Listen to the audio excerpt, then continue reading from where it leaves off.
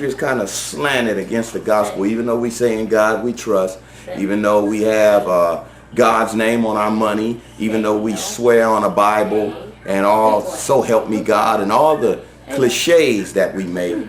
God bless America. We still have pretty much said we don't want God. In our popular school of thought, we don't want Jesus Christ influencing our culture. This is our culture.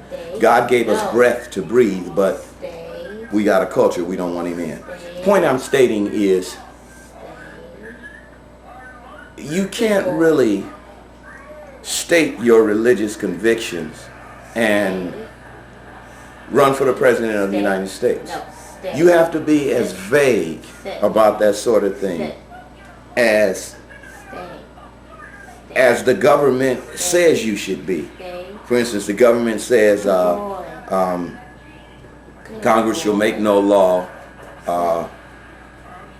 respecting the establishment of religion or prohibiting the free exercise thereof, right? Okay, well, that amendment to the Constitution was actually written to protect the church from government intervention. Watch him now. He's getting too close to my tripod. Maybe you should take him over there, back behind the camera. Okay, you can sit over there with him. Or you can sit over here. Okay, that was meant to protect the church from government intervention. That was not meant to put any restrictions on the church at all. The original intent when the forefathers wrote that was to protect the church. To protect the church. Well, but you have a country that wants you to be vague or silent when it comes to strong convictions about the gospel. You cannot get up in that office, get up in the running for election, and especially be a black man and be talking about God. Come on. They scared of us anyway. They done shot all our leaders. They done shot them in the head. And if a black man is too vocal, he doesn't even have to be saying racist things. If he's too vocal, they're going to get their little, I call them sissified watchdogs. I know, probably shouldn't say that, but this is what I mean. You got Hannity and Combs. You got Newt Gingrich. You got Bill O'Reilly. How do you tell a black man how he's supposed to act, what he should and should not say? How do you call him racist when he is simply stating the truth in retroaction to things you have done? Listen, I don't hate anybody. I love all people. I almost married a Caucasian woman, okay? And I don't want to qualify myself because I don't have to. But I just want to silence anyone that said, oh, he's a racist, he's a racist. That's the card that Caucasian men, not all Caucasian men, but Caucasian men who are weak, Caucasian men who are insecure. And so anytime a black man is vocal, you want to tag him. Okay? But how do you tag a Jeremiah Wright? How do you tag a Barack Obama when they're not far from slavery? You have never been a slave. And for those of you who want to say get over it and, you know, do this and do that, and all black people should do this, black people should do that, the whole world's been watching while the black man gets his thing together. And they got all kinds of advice for the black man, but no one is the black man other than the black man. So Barack Obama has to be wise. He can't say what he really feels. He can't get involved and start trying to, you know, stand up as a Christian. And he was on the Ellen DeGeneres show. Ellen DeGeneres is openly gay.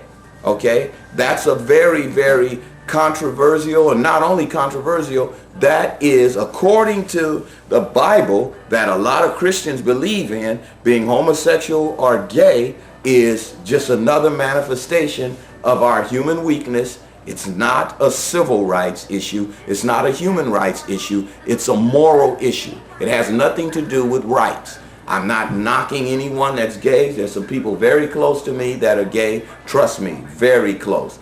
not going to call any names, you know, but I'll just leave it at that. And what's the closest thing to you? Thank you. Okay, anyway, why didn't people complain when he was on Ellen DeGeneres' show? If we're talking about Christian values. Now, again, Barstow Mama, this is not attacking you. I always want to be cool with you. You my sister. I always want to be cool with you. But this is only in response to your statement. I'm what you would call a Christian. I don't call myself a Christian. I am a preacher. In the pure sense of the term, I'm a son of God. Jesus never called himself a Christian. He never called us Christians. And I think a lot of the problem in America is you got Christians that'll do everything from put on a hood to hold lynch parties, burn crosses, cheat people out of their hard-earned money, preach in the name of God for the purpose of money. You got people doing all kinds of things and sticking a label on a Christian. So since Jesus never called himself a Christian, since God calls me his son, that's what I am. But getting back to your point, I know I'm so long-winded. I know. But getting back to your point, I don't think what would indict Barack is his show of support or allegiance with Oprah. I think Barack has to do what politicians have done, especially presidents for the candidacy. Caucasian men do it all the time, and you gotta forgive me for being very, very focused on a person's color. I am. God's not colorblind, and I don't focus on a person's color to choose whether or not I'm gonna love them. I focus on a person's color when they start exhibiting traits that are indicative of not their color, how they have been trained to think. Then I focus on a person's color. And Caucasian men, since the dawn of time in politics, have always played on different positions and different segments of society in order to win the popular vote. So here's what we're looking at, I believe, without putting any tag on Oprah's soul. She has to stand before God for what she's doing. Is what she's saying Antichrist? Yes, it is. You know, yes, it is. You're nailing the head. You're hitting the nail on the head right there. And whether it's Barack Obama, I can't put a tag on either of their souls, but I would say both of them are dealing with being black and having to hold ratings or popular opinion. Barack Obama has to get the popular vote.